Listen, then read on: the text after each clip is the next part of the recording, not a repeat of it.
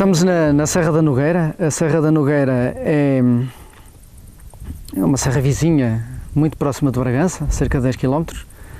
Temos aqui o maior carvalhal de Portugal, cerca de 6.000 hectares.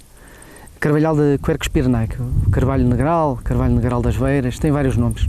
Aqui em Trás-os-Montes conhecido apenas por carvalho.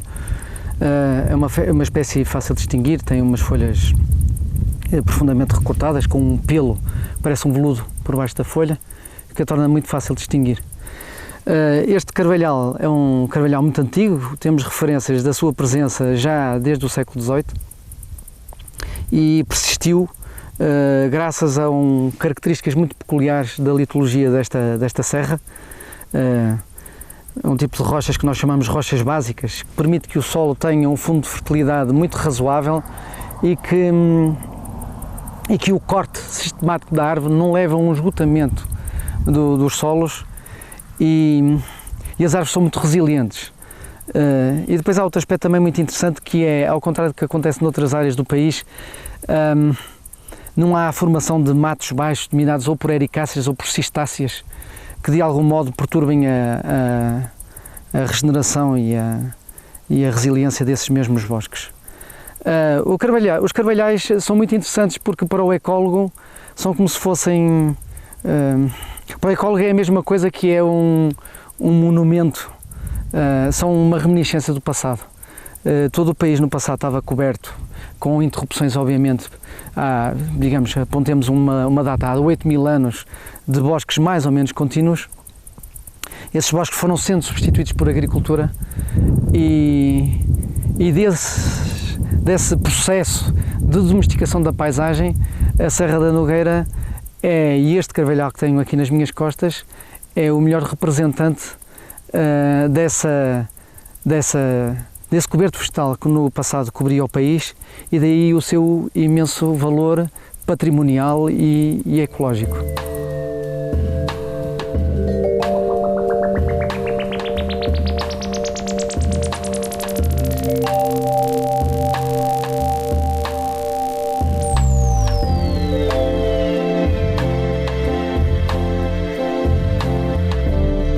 Os bosques autóctones de folhosas, como estes que podemos observar aqui na Serra da Nogueira, têm sido substituídos por outras espécies florestais, nomeadamente coníferas, fenómeno este extensível a toda a Península Ibérica e bastante visível aqui na Serra da Nogueira. Ainda que esta substituição possa ter benefício do ponto de vista económico, é fundamental conhecer os efeitos produzidos ao nível das propriedades do solo e também da sua conservação. Com efeito, a natureza do coberto vegetal, através da folhada produzida, assume elevada importância no tipo de matéria orgânica formada, pois os resíduos orgânicos vão-se decompondo e vão-se sendo introduzidos lentamente através dos horizontes minerais do solo, dando origem à chamada matéria orgânica do solo, e a qual assume uma ação determinante nos processos da pedogénese, evolução do solo e de uma forma direta ou indireta na nutrição vegetal. Um estudo realizado aqui na Serra da Nogueira, onde foram estudados horizontes orgânicos e também horizontes minerais sobre carvalhais e sobre pseudotsugas menziensis com 15 e 40 anos de idade, portanto após a substituição, mostram que os solos sob as pseudotsugas com 15 anos apresentam, e sobre os 40 anos também, apresentam maior quantidade de resíduos orgânicos acumulados na superfície que os solos sobre o carvalhal. Também se avaliou a composição química destes resíduos orgânicos e verificou-se que os resíduos orgânicos sobre carvalhal apresentam maiores concentrações de elementos minerais, os quais se refletem depois nas características dos horizontes minerais do solo, portanto sendo solos mais ricos em carbono, em azoto, em potássio e também em bases de troca, nomeadamente cálcio e magnésio, e são solos também menos ácidos comparativamente aos solos sob resinosas. Em relação ao solo sob a pseudotsuga com 40 anos, as características, as diferenças entre características do carvalhal para esses solos sob a resinosa com 40 anos são menos evidentes, o que parece que com o decorrer do tempo as diferenças tendem a diluir-se.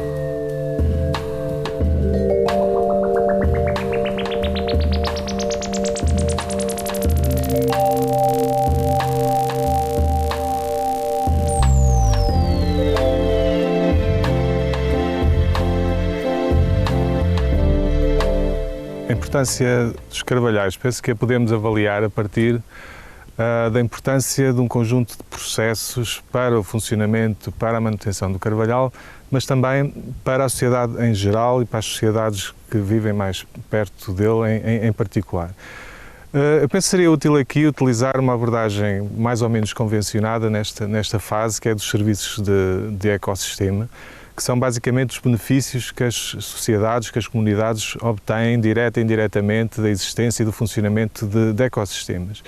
No caso do carvalhal, eu destacaria em primeiro lugar os serviços que designamos como serviços de suporte, que incluem processos fundamentais à manutenção do sistema, como por exemplo a formação do solo, a circulação de nutrientes, os ciclos biogeoquímicos e em particular a manutenção da biodiversidade, uma vez que a biodiversidade, a diversidade de espécies, a diversidade de comunidades e a diversidade de outros tipos de organizações é fundamental para a oferta continuada e sustentável desses serviços. Relativamente à biodiversidade, à diversidade de espécies da flora, os carvalhais são particularmente ricos. São várias centenas, quase 1 milhar de espécies que estão associadas a este tipo de ecossistemas, o que é notável se considerarmos que a flora portuguesa é composta por cerca de 4.000 plantas diferentes. Gostaria de destacar também noutro grupo de serviços de ecossistema os serviços de regulação, em que os carvalhais têm um papel fundamental. O caso da regulação da qualidade da água, da quantidade da água, a regulação de catástrofes, como por exemplo inundações e fogos.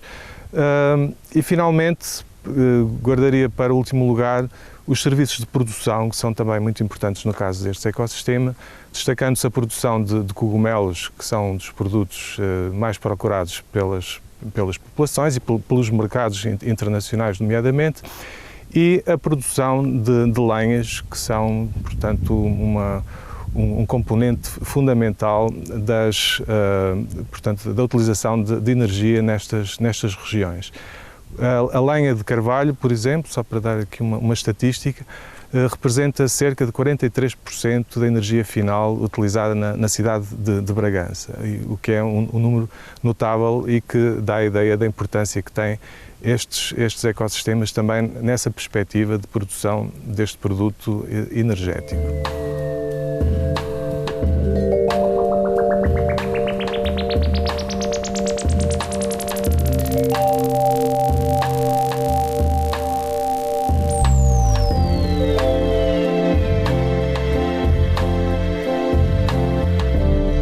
O Parque Natural Montezinho localiza-se em termos geográficos e no contexto ibérico numa zona com influência de vários tipos climáticos. O clima eurosiberiano, o clima mediterrâneo e até o clima atlântico. Portanto, esta situação associada ao facto de ter uma orografia muito heterogénea leva a que exista nesta zona uma elevada diversidade de hábitats e, portanto, isto conduz a uma elevada biodiversidade. As comunidades vegetais mais representativas desta biodiversidade estão precisamente os carvalhais de carvalho negral, de Quercus pyrenaica.